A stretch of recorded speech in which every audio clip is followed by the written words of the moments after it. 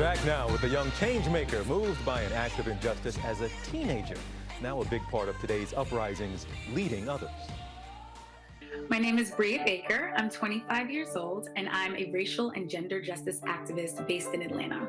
I became involved in activism from a pretty young age, I would say. I was 18, graduating from high school when Trayvon Martin was killed, and he was 17 at the time. I felt very clearly how my life was connected to his. And it felt like Black youth in America collectively took like a punch to the gut. To know that someone who was doing absolutely nothing wrong could be executed in public, that there wouldn't even be an arrest until we protested, and even still that wouldn't seek justice for us. And from that moment on, it just felt like there was nothing else I could be spending my time on, and that I needed to be contributing to this moment every day. So I currently work at Inspired Justice, which is a social impact firm helping us to reimagine a new society where we have the community that we really want. When I first heard about George Floyd, I experienced both numbness and also anticipation of being disappointed, to be honest.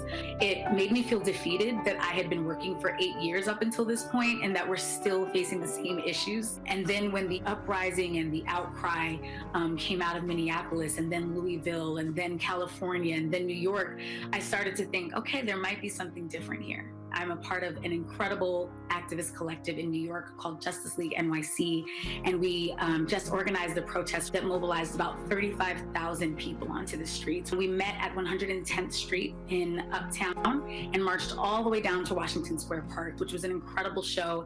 And now Mayor de Blasio is announcing major shifts to the infrastructure of the NYPD. One was the lifting of the curfew, but then he also announced a series of reforms, including of 50A, which is a law in New York that allows police records to be confidential. He also announced that they would be redirecting money from NYPD to youth and social services. It is impossible to have change overnight. It's actually underestimating racism to think that you can undo 400 years of oppression overnight. I'm hoping that even when protests have subsided, that we retain our energy, that we stay focused on the fight, and that people understand how they can build change in their local communities as opposed to looking, what can I do for the rest of the world? I am confident that the cry of I can't breathe has now become as synonymous with Black Lives Matter, because only with our insistence and with our vigilance will we get justice.